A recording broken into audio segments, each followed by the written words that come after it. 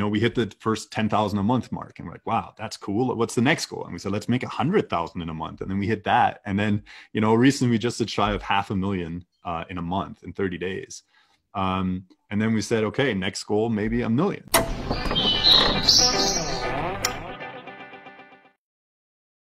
All right, please tell us a bit about your background. Dave, living in Munich, originally from Canada. I'm an airline pilot for a German airline. That's why I moved to Germany with my wife. We have 2 kids, 36 years old now. And that's it. That's my background. Yeah, I'm Ryan. I'm also from Canada, also in Munich. My studies brought me over here. So I did my master's, my PhD here in Munich. And now I am a full-time scientist. I met Dave through a Canadian Facebook group here for Canadians in Munich, and that was 3 or 4 years ago, and then the Amazon stuff just kind of followed after that. And now we're living in the same town here in Munich, which is kind of fun. So we're neighbors. Yeah. Cool. So maybe you haven't heard this question before, but how did you first realize that you wanted to sell products in Amazon? Yeah, so it was funny. It was like a New Year's resolution. I remember 2018 going on to 2019. I saw this YouTube advertisement for like, hey, sign up to our online course on how to become an Amazon seller and FBA. And I'd always wanted to kind of create my own products and learn how that whole process goes. So it started as a New Year's resolution, kind of saying, okay, by the end of 2019, I'm going to have a product live. Let's be honest, it started as a get-rich-quick scheme, did it? It was a get-rich-quick scheme. I thought there'd be no work required. No, so it was literally just to challenge myself. And then, speaking of getting rich, though, I did reach Rich Dad, Poor Dad, which I totally loved. And he always spoke about assets and trying to, build your assets. And I'm like, okay, for me to get rich, eventually, I'm going to need assets. And what better asset than your own product or your own business? So that's how I kind of got started. Yeah. And was that what appealed to you? What exactly appealed to you? Was it starting your own business and having your own private label? Well, it was kind of having private label, right? Like creating that brand, something like a legacy, that's something I can leave behind. And just like another challenge, something on my checklist, just to do bucket list, right? That was the initial thing that appealed to me. And also the lucrative part of it was just making money while sleeping, while flying, if I'm not putting my time, like that I can choose when I put my time into the business and still get paid all year round, essentially. And did you start selling straight away, or did you do some learning first? No. So, it was kind of parallel. So I definitely was a big believer in doing a learning first to try to get a bit of a background on everything. Everything was new to me. I didn't have any history in e-commerce or sales or anything like that, or importing, supply management, dealing with suppliers. Everything was new. Even creating a brand, I didn't know what the difference between a TM or an R was, right? Registered or just a trademark. All of that was new. So I decided to do a course. I did Reliable Education, Australian-based course. It was good to give me a quick overview. But one goal I set for myself was to get live as quickly as possible, because I realized that the real learnings would only come once I was live, right? So I said, I got to start selling right away, essentially, yeah. And I remember you telling me that you're going to do this expensive course from Australia. And as your friend, I wanted to support, but in the back of my mind, I'm like, what's he doing? Is he crazy? But I'm glad I didn't voice that. Well, it's funny because a lot of people, you have doubters, even your family and friends, are you sure you want to do this? I had so many people tell me, it's probably a scam, or it doesn't seem like it's going to work. And why would you even do it? And one of the hardest things is always trying to ignore that voice, even the ones you have of yourself, right? That inner dialogue where you're like, are you sure this is the right thing to do? There's a lot of money I'm investing, starting a product. I've never done this before. I don't know what I'm doing. But my confidence was just in my ability to learn something and in my determination to get it done. And when exactly did you start, and what model did you choose in particular? Yeah, so I started the course, like I said, in 2019, setting up the company. I decided to do a US-based company with the plan of exiting at one point, set up a single member LLC. It took some time because of the IRS, getting an EIN number, the ITIN, all that stuff, having to fly to the States to get a bank account actually opened. So I did private label for my business, yeah. And that was 2019, but by the time I launched my product, it was February 2020, right as Corona hit. It was, luck in the fact that I just had gotten in before the real shutdowns happened. So I was able to focus just on selling without having to worry about any of the logistical nightmares at that point. And speaking of logistical nightmares, I mean, what were the biggest challenges before selling for you? Yeah. So before selling, I mean, one of them was the self-doubt, right? That you constantly had to face from friends, family, from yourself, all that stuff. And then all the learning. So you're taking in a lot of information at once, trying to categorize it in your brain, saying, okay, you know, at what point do I do it? I didn't want to just learn everything and then start the setup and the doing it. I would learn it piece by piece and then do it right away. So I would learn about branding, designs, getting a company logo made, and then registering it. And I knew to register a trademark would take months. So I did that right away, and then I would register it, and then I would learn the next things and implement it. So the biggest challenge was learning while doing at the same time and trying to make sure that you don't make mistakes as you're doing it. Yeah. And now for a great question. When did you first hear about Amy Weiss and Amazing at Home for the first time? Right. Well, unfortunately, a little bit too late, I would say. So I just gone live with the product. Because my objective was just to go live as quickly as possible. I literally back then said, okay, I'm just going to go live. And then I'll worry about making sure the listing is optimized and that I figure out how to sell it. So I was live and I wasn't optimized. I didn't even know what a listing optimization was. I didn't understand what keyword research was, search volume, demand. I knew none of that. And then our product wasn't selling, surprise, right? So my buddy, and I mean, like, Ryan, I'm your friend, you know, yeah, as your friend, we're hanging out. I'm hearing these stories of how you have this product. You're having a tough time selling. And I remember, so I went home that night and just went down a YouTube spiral and did some searches like how to sell better on Amazon, and stumbled across Amy Weiss and one of her listing optimization videos and thought like, Dave's got to see this. Maybe this is helpful. Yeah. And then, so he sent me a link and the timing was perfect. So Corona hit, my flight schedule got reduced, and she had just said, okay, I'm starting the optimization course beginning of April, and I had April off. And I'm like, okay, look, I'm going to do her course and see if we can figure this out. At the same time, I engaged her to rewrite the listing for me so I can, you know, follow an expert doing it. And it's been great. And like some of the impacts it had on our business was just changing the way I thought about selling on Amazon and selling products, right? Realizing that it's all about, you know, search engine optimization and keywords, and looking at it from the customer's point of view, the pain points, and, you know, selling benefits and not just features. So that entire mind shift definitely was very beneficial for us.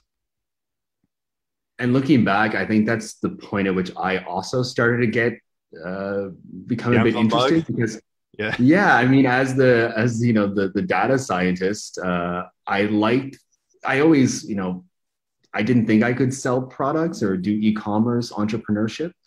But then once I saw that it's actually quite formulaic and based on procedures and you know, analyzing data and keyword analysis and then I kind of said, maybe this is interesting. And so then that's when I think you and I had some really late nights of diving down some of these rabbit holes of keywords and search terms and rankings and everything to do with listing optimization. It totally changed the approach to Amazon. Yeah, definitely. Since you've started selling, what has been the most challenging part of the process for you? Yeah, so like I said, the order that we did things was maybe a bit backwards, that we kind of launched and then said, okay, let's figure out how to sell this. And the most challenging thing at that point is after doing Amy's course, we realized, there's no demand for this product specifically on Amazon. And you can't really create demand. And we still had about 500 units that we had to sell. So that became kind of the most challenging thing when we first started selling, is realizing, okay, how are we going to sell these 500 units? And our goal, like, you know, initially the goal was just go live. And once we went live, the next goal was, how do we just sell these products at least at break even to try to get some of the money back that we invested? I have to agree, you know, realizing that, you know, we still had a lot of inventory to sell, and having, you know, but learning the tools and knowing that we had the know-how to do it, and just grinding it through and getting it done. And then, I guess like that, like you said, there's always that doubt in the back of your mind saying like, can we do it? Can we do it? But, you know, looking forward and I remember when we started talking about a couple new products and taking our learnings and say, okay, like let's take these learnings and put them towards a couple new products. But Still being a bit hesitant, still thinking like, can we do it? Can we do it? We felt like we had the tools, we felt like we had the knowledge, but until you actually launch those products and know that they're successful, there's always that doubt. Well, especially because the return on investment initially, like for the time that we put in, I remember we would spend 12, 13, 14 hours a day trying to, learn things. And, we created so many different Excel sheets, different systems to try to document everything, to see patterns, and all that time. And we were selling 1 unit a day, not even at profit. Yeah. And we're like, I know, I was just going to say, like, I remember many, many late nights staying up until midnight building these, crazy Excel sheets to do a lot of the analytics for us. Yeah. And you were home with a family, but still hard pressed for time. I have a full-time job on the side, so we're doing these things late into the night when we're both free or have available time. And I mean, those were tough nights. Those are tough building those processes, but then getting to actually put those processes into motion has been, I think, one of the most fulfilling parts of the whole journey. Right? And that feeds into the next question, which is, what's been your biggest win since then and the most satisfactory thing of this journey? Yeah, I mean, it's funny because I said before, we kind of define our goals as we move along. So the initial goal was just get live, get your brand out there, get live. And we got live. And I'm like, okay, cool. Let's sell these at break even. And then we said, can we take our learnings and launch new products that'll actually make us money? And we launched 2 different products and both of them were a success, right? And then, we hit the first 10,000 a month mark and we're like, wow, that's cool. What's the next goal? And we said, let's make 100,000 in a month. And then we hit that. And then, recently we just did shy of $500,000 in a month in 30 days. And then we said, okay, next goal, maybe $1 million. And that was the next goal, finding products. So we did product research using the new methods learned. We decided, let's go for 2 products at the same time in case one of them doesn't work out. But we were pretty confident with both of them. So those have all been like big financial wins. But the funny thing is that the most satisfactory part of that entire process wasn't even the financial success, even though that helps, but it was validating our process that we had, kind of designed and thought of throughout this process from all the different learnings that we have taken. That's been the most satisfactory part because it gives us the confidence to launch now more products, bigger initial orders, variations of it right away, just because we're so much more confident now in our approach to Amazon. What do you think our top goal is with the Amazon business now? Oh man, I don't know. You take this one. Answers for this. We should get on the same page with this. We should make sure we're on the same page. We just want burger parties, right? Like we always celebrate with some barbecue burgers. Every time we hit a milestone, I'm sending I'm at Dave's front door with burger patties and buns ready to go. I know. Yeah. So yeah, the next goal, like I said, we like to challenge ourselves. So we said, okay, we want to do $1 million in 30 days revenue. And it sounds crazy and it's crazy for us too. But then we realized it's just numbers. Let's work these numbers backwards. So we did, we have that Excel sheet that kind of guides us. And we say, okay, how many SKUs are going to need to sell? How many units are those going to have to sell a day or a month? And at what price point? And then we just worked it backwards and we said, you know what, that might be achievable. So we went all in and we're going to try to make it by year's end. We're going to try to make $1 million in 30 days. That's our goal. And I think, my past self like a year ago would have thought that's crazy. But one of the things I've learned about this whole process is setting your goals high, because what's the worst thing that can happen is you achieve them, Yeah. Like you set that bar high because you're going to reach for it and you could make it, So I would have never dreamed a year ago that we would have hit 10K in a month, 50K in a month, 100K. Especially when we're selling 1 unit a day, right? Back at the beginning. And it's hard. Yeah, no, exactly. And then when we launched these 2 new products, as you said, we were still kind of thinking small. And I think gradually we said, okay, we need to think big with these products. And once we started doing that, I think the results followed. No, exactly. Yeah. So that's it. And, just continue giving back. We've been lucky that we've been in touch through different masterminds, different people. They saw our work, our systems in place. We started sharing some of our spreadsheets. We have over 15, 20 different spreadsheets that we've been using that we're actually turning into like a side business where we're saying, look, we're going to be able to sell these.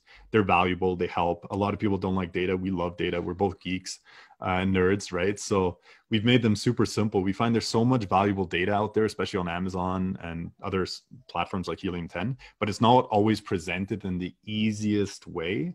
to gain proper information or like things you can do with it. And we just cleaned it up, made this awesome portfolio of Excel sheets, and kind of giving that back now, and trying to help other sellers kind of do what we did. All right. If you were going to do this all over again, would you do anything differently? Get a treadmill. I gained some weight doing online sales. It's lonely here. Get a standing desk. I get a standing desk. Yeah. No. So what would I have done differently? I think I would have changed the approach. I would have done Amy's course before selecting my products, right? So obviously I didn't know about Amy's course before then. I didn't even know about keywords or listing optimization, stuff like that. But we don't pick products unless we know that there's a demand for it, that the keywords validate it, the search volume validates it, and that we can be unique enough or talk to the customer enough to differentiate ourselves for a successful product. And like I said, we've done it now. We've proven it to ourselves that method works. We have 3 new SKUs that we're going to launch in 2 weeks. So we're super excited to validate that again. But that's the only thing I would do differently, is just change the order of events. Yeah, absolutely. I have to agree with that. Keyword research from the get-go, and just understanding that Amazon is, you can't create search volume on Amazon, right? Like, yeah, you have to go with what people are searching for, and you have to steer towards the keywords and let those dictate your decisions rather than your heart or your gut. So, although listening a healthy amount to your gut, right? But let the keywords guide you as well when starting out. Where do you see FBA going in the years to come? I mean, it's hard to say, but you do see a shift a bit now, focusing more on brands, right? So I definitely think it's going to be, the registered brands are going to get a lot more rights, privileges, attention from Amazon, which I think is good. We've had so many problems with hijackers, counterfeits, now that we've seen success. So I actually favor that. But I think it's important just to set up a solid customer base, have a good brand going, solid brand story, products that all line up with that brand, and just try to grow and get some, good enough size that you can prevent big time sellers coming in. Because Wall Street is getting the attention of Amazon small FBA businesses, and they're putting a lot of money in. So there's going to be a lot of money coming into different niches. So just getting your foothold in there, and not just trying to compete on a small level, but trying to get scale big enough, maybe through some funding, to actually get a nice foothold in your niche. Yeah. So, and Ryan, is there anything you would say to new sellers coming in? Because you kind of like halfway through the business thing, right? And so you were kind of like a new seller when you kind of met with me. So what would you say now to someone else starting out?